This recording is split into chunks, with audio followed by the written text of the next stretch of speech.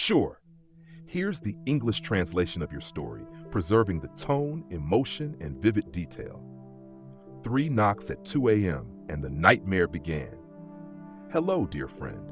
Today, let me share with you a story titled 3 knocks at 2 a.m. and the nightmare began. I hope you'll listen closely. It happened on an autumn day in 2021, shortly after I officially moved out of my parents' house to start living independently. I, a 27-year-old woman, rented a small home in a quiet suburb of Illinois. The house was old but cozy, with a small backyard garden separated from the neighbors by a low wooden fence. It was my first time truly living alone. At first, I thought the peacefulness would help me focus on work and enjoy some much-needed privacy. But only a few days in, I started to sense that something was off. From the very first week, I noticed a middle-aged man who would often stand silently on the porch of the house across the street at night. He never did anything, just stood there motionless, like a shadow. His eyes were often fixed on my house. No words, no gestures, no greeting, just an empty stare. I tried to tell myself he was probably just a strange man, maybe lost in his own thoughts. But it happened every night. Always around midnight, he would appear, standing in the same spot with the same blank expression. And I began to feel like I wasn't really alone. I tried to reassure myself that maybe I was just being overly sensitive. Maybe he was just a lonely soul or had a peculiar habit of standing outside at night to think. But as time went on, his presence became impossible to ignore. Each night, as I turned off the lights to go to bed, he would appear again. There were no footsteps, just a glance through the window, and I'd see his still figure in the darkness, his eyes faintly reflecting the dim street lamp, locked onto my window. No words, no movement, just silence. Heavy, suffocating silence. I tried leaving the curtains open for a few nights, then couldn't bear it anymore and kept them tightly shut.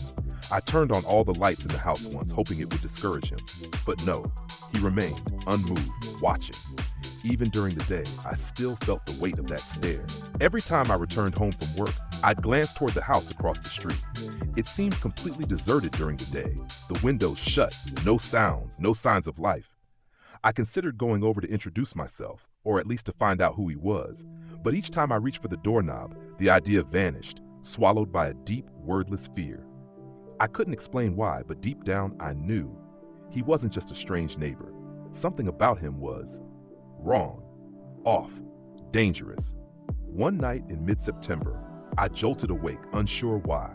The room felt colder than usual, and the house was eerily quiet.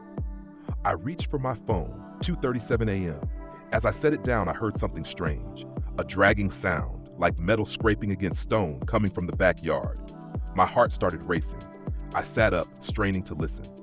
The sound came again, louder this time, like someone dragging something heavy across the stone path behind the house. Then came the footsteps, slow, heavy steps, one by one. Thud, thud, thud. I was frozen. There's no public path behind my house, just a small garden and a fence leading into the woods. No one should be back there at that hour. With trembling hands, I called 911. The dispatcher was calm and reassuring, telling me to stay inside and wait for the officers. I locked all the windows, closed the curtains, and turned off all the lights except for a small lamp in the living room. About 20 minutes later, I saw patrol car lights sweep across the window. 2 officers stepped out and walked around the property. They checked the backyard and garden, shining flashlights into every corner. But after 15 minutes, they knocked on my door and said they found nothing. No signs of forced entry, no footprints, no scratches. They smiled gently and said it was probably just an animal or the wind. I nodded and thanked them, but inside, I felt even colder because I knew that was not the wind. The next morning, just as the sunlight started burning off the thin mist on the lawn, I went out to the backyard, hoping to prove to myself that it had all been in my head. But a small detail made me freeze in place. The back gate was slightly ajar, stuck in an odd position. Normally, that small wooden gate would swing shut on its own thanks to a spring-loaded hinge. I was sure I had closed it the night before, but now it stayed open. I approached and saw a flat rock, about the size of my hand, wedged beneath the gate, precisely placed to prevent it from closing. I bent down to pick it up. The underside was damp with fresh mud, as if someone had just set it there the night before. My chest tightened. This wasn't a coincidence. This was intentional. Someone wanted to keep the gate open to slip in and out without making noise. The feeling of being watched suddenly became overwhelming. I rushed back inside, locked everything again, and called the police. An officer came later that afternoon, took notes, and examined the gate and the rock. But again, just like before, he shook his head and said, "We understand you're scared, but without evidence of a crime or forced entry, there's not much we can do. We'll file a report, but to be honest, there's not much else." I nodded, thanked him, but inside the unease grew stronger. Because clearly, someone had tried to come back the night before, and they might come back again. After that visit from the police, I felt strangely hollow. I understood that they couldn't do anything without concrete evidence, but the fact that all they could do was file a report made me feel abandoned, as if I was being left alone to deal with something lurking in the shadows, something very real, very frightening, and very close. The house no longer felt like a safe space. Every tiny sound at night startled me. The wind rattling the door frame, branches brushing the window, even the hum of the refrigerator. Everything became a threat. I couldn't sleep deeply anymore. Each night was a battle between reason and raw fear. I began checking the doors 3-4 times a night, added extra locks, blocked the doors with furniture, taped over the window edges to keep out noise. I even placed a chair behind the front door, a feeble makeshift barricade. But the worst part wasn't the man standing on the porch. It wasn't the noises at 2 a.m. It was the constant, unbearable feeling of being watched. Every time I stepped out of my room, I glanced behind me. Every trip to the store, I felt eyes on me. And each night, I could no longer bring myself to open the curtains. I didn't want to know if he was still there. The police could brush aside my fear with a few lines in a report. But to me, this was no longer about what might happen. This was a threat that was drawing closer, inch by inch, like someone testing every lock, every entry point around me. 2 nights later, during a particularly quiet evening, I curled up on the sofa under the warm light of the living room lamp, eyes fixed on the ticking wall clock. 2 a.m., no sound but the ticking and my own shallow breathing. I didn't know what I was waiting for. Maybe confirmation that my fears were real, or the opposite, a peaceful night to let me breathe again. But exactly at 2:14 I heard it, the sound of the back doorknob turning, slowly, heavily, as if a hand was testing it. I went cold. A soft metal clink followed, a tiny click, like someone carefully trying to turn it without making much noise. I whispered into the phone as I called 911, my voice trembling. The police arrived in about 15 minutes.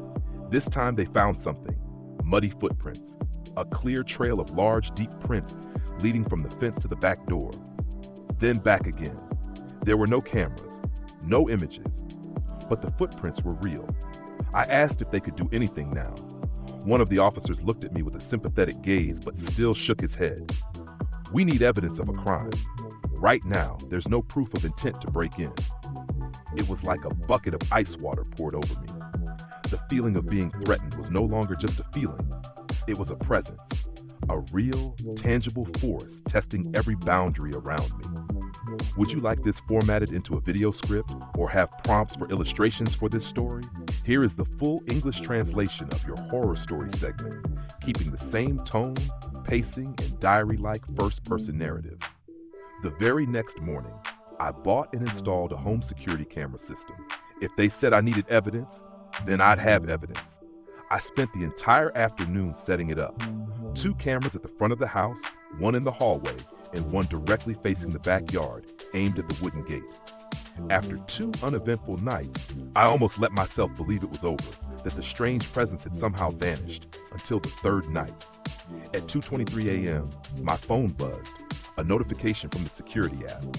Motion detected, backyard. I shot upright, heart pounding, and opened the recorded video. The screen showed a grainy, dark image lit only by the camera's infrared, and there, clearly visible, was a tall man in a black hoodie, hood up, wearing black gloves, slowly walking into my backyard. He didn't look around, didn't sneak or hesitate, just walked straight in, staring directly at the camera. Then, as if he knew I was watching, he lifted his head and smiled.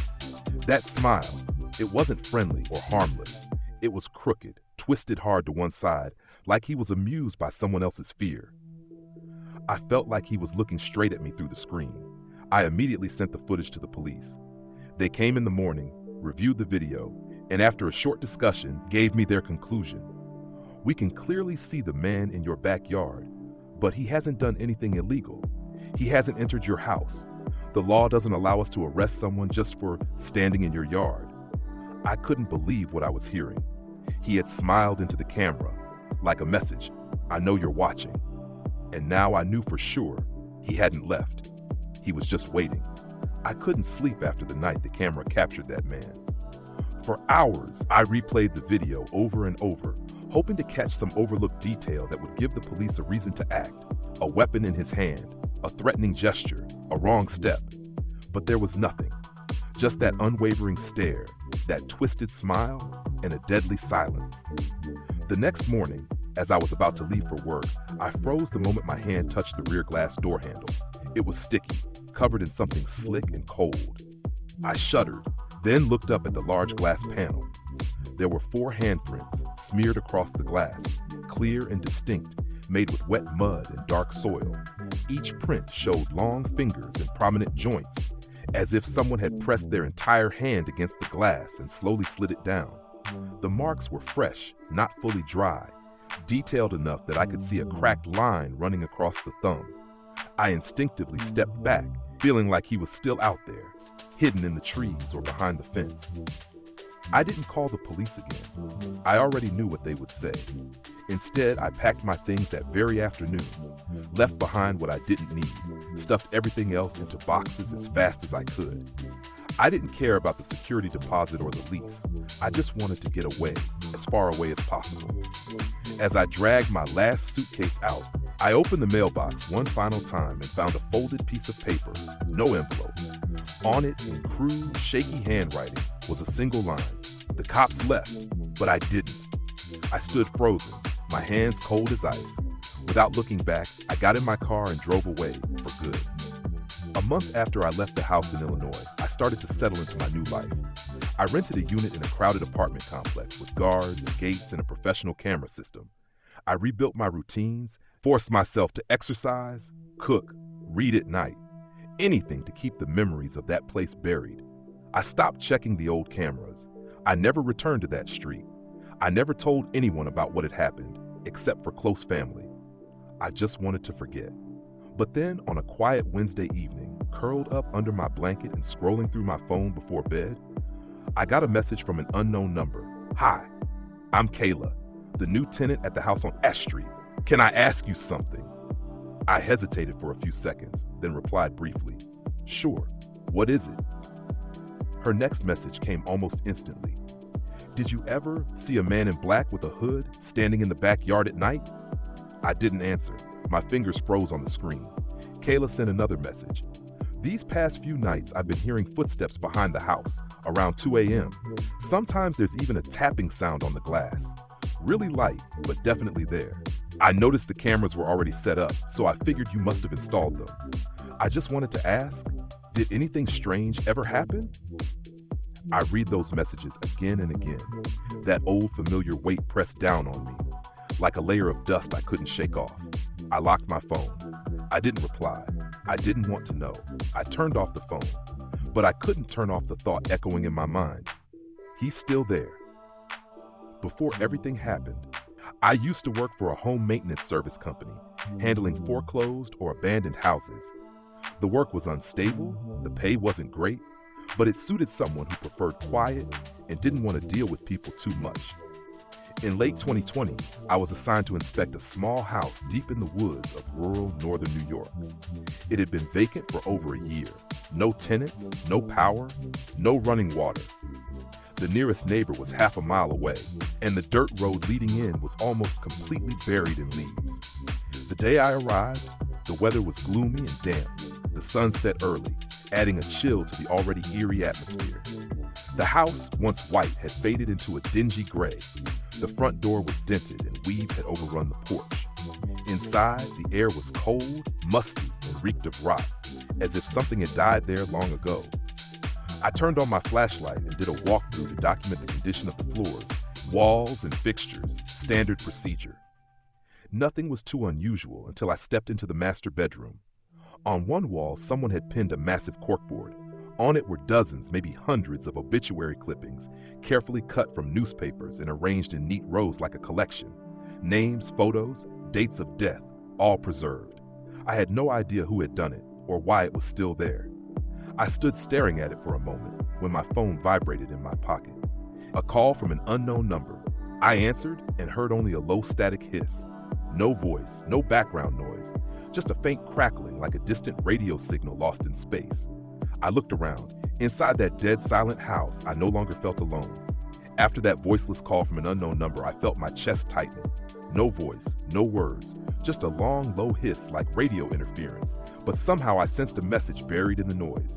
Don't stay too long. I hung up, trying to steady myself with logic.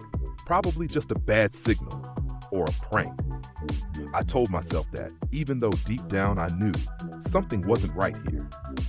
As I stepped out of the bedroom, the narrow hallway seemed darker, even though the light hadn't changed.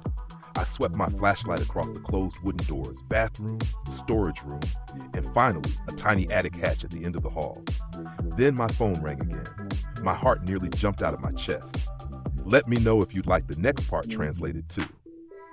Here is the English translation of your horror story passage, preserving the tone, pacing, and dread. This time, when I picked up the phone, a whisper came through. Faint, hoarse, fragmented, like wind hissing through a crack in the door. I only caught a single sentence, disjointed. Don't answer the phone in the bedroom. I stood frozen in the hallway, the phone cold in my hand. The words echoed in my mind like a haunting refrain, unclear whether it was a warning or part of some cruel game. I turned to glance back at the room I just left, the bedroom with the obituary board. Though the door was now closed, I felt as if it was still watching me, like the wall itself had eyes, or something inside wasn't ready for me to leave. I couldn't explain how I knew, but I was certain something lives in this house, and it knows I'm here. I almost left the house right then and there, but duty held me back. Just finish checking the ground floor, take a few notes, then get out, I told myself. As I descended the stairs, I noticed a small side room tucked behind the main floor, perhaps once a study or rest area. The door was ajar, and inside was just an old wooden desk, a chair tipped over, and a rotary phone placed squarely in the center. The kind you dial by spinning the numbers, with a thick coiled cord and a black dust-covered body, clearly non-functional, especially since the house had no electricity. I stepped closer, curious. This relic didn't belong in the present. I was just about to turn away when, ringing. The shrill, piercing sound of the phone shattered the silence. Long and drawn out, impossible. I stumbled backward in shock, my flashlight slipping from my hand. The beam danced erratically as the room twisted around me. The ringing continued, rhythmic, mechanical, as if powered by some unseen force. I stood frozen, heart pounding, eyes locked on the phone as it vibrated with each ring. No way, I murmured. It's not plugged in? There's no signal. The ringing stopped after the 9th ring. The silence that followed was heavier than sound. I bent to pick up my flashlight, but the feeling of being watched tightened its grip on me. Like something was standing just behind me, I spun around. No one there.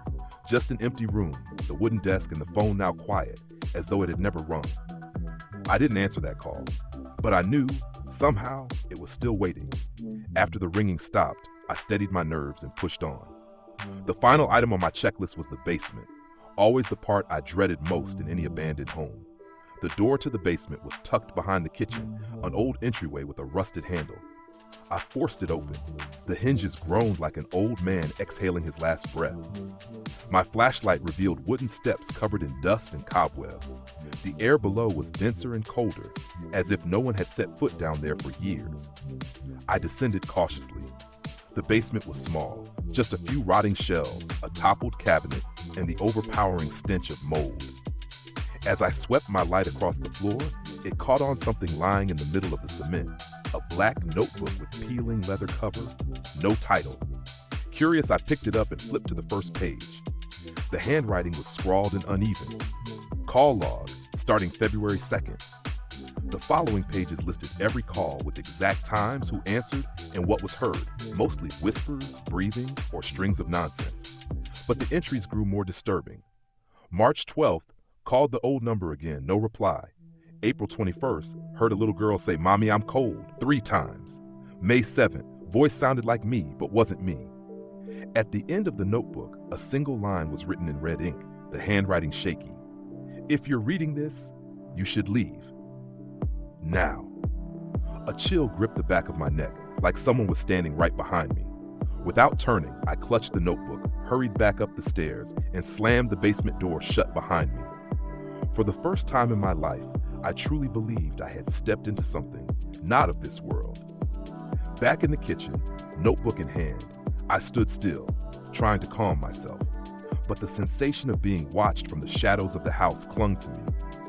The air felt thick, as if I were breathing something more than just oxygen, like fear itself was seeping into my lungs.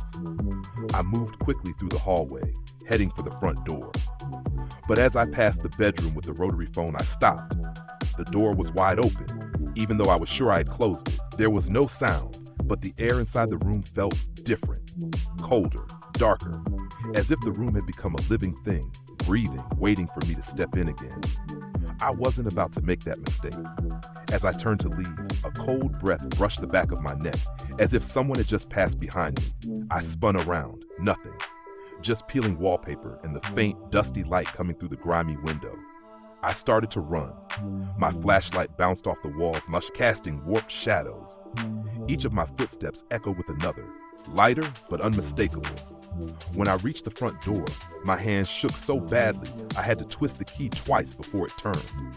I burst outside, slamming the door behind me. Standing in the shadowed yard, panting, I looked back at the house. From the second floor window, something stepped back into the darkness. I didn't go back to check. I only knew one thing. I had to get out of there immediately. The next day, I filed a basic report with the company saying I'd completed the inspection. I didn't mention the notebook or the thing that lived in that house. I told myself it was over, that I could forget.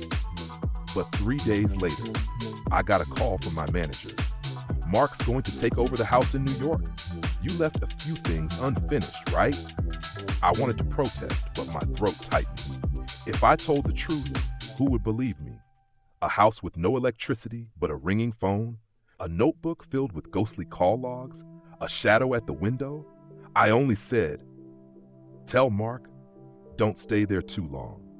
Mark wasn't the type to believe in the paranormal. He used to joke about haunted houses, once calling me a daydreaming insomniac after I mentioned a strange vibe in an old property.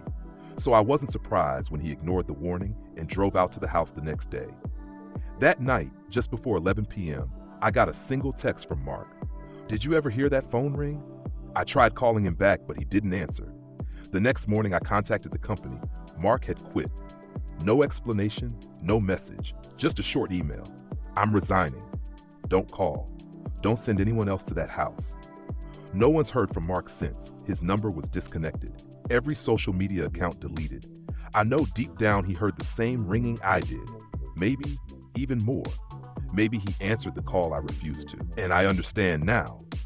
Whatever's in that house, it doesn't want us to leave empty-handed. Let me know if you'd like a voiceover script version, visual breakdowns for animation, or a version adapted for a creepypasta post format. Here is the full English translation of your story and closing message. After Mark vanished without a trace, I couldn't bear the crushing weight of guilt. Despite my fear, I decided to report everything to the company, this time in full detail. I told them about the rotary phone ringing with no signal, about the notebook in the basement, and about the strange message from Mark. The company was skeptical, but still contacted the local police to check out the house. 2 officers, a middle-aged man named Cooper and a younger one named Riley, arrived at the house on a gloomy, rainy afternoon. I asked to go along, hoping that maybe I was just haunted by my imagination and that there might be a logical explanation for everything. The house looked exactly the same, silent, old, damp. They opened every door, shining their flashlights into every corner. No one was there. No signs of break-in or habitation. No electricity. No phone signal.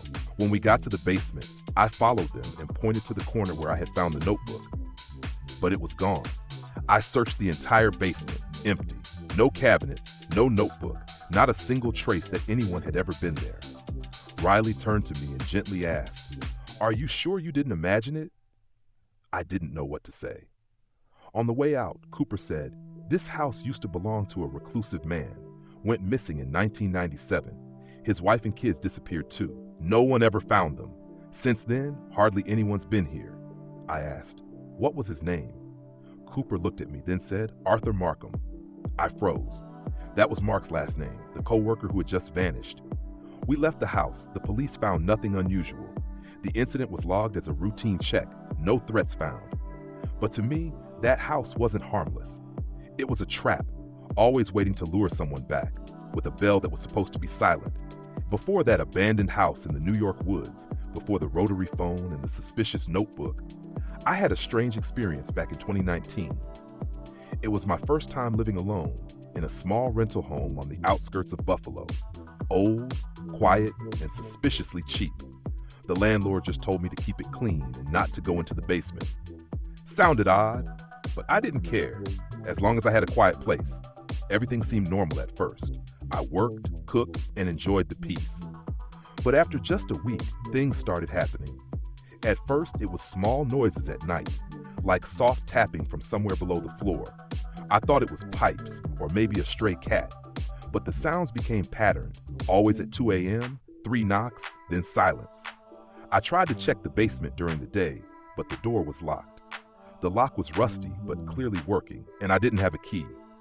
I messaged the landlord, but never got a reply. A few nights later, I was woken by louder knocks, this time from beneath the basement door, like someone was knocking from inside.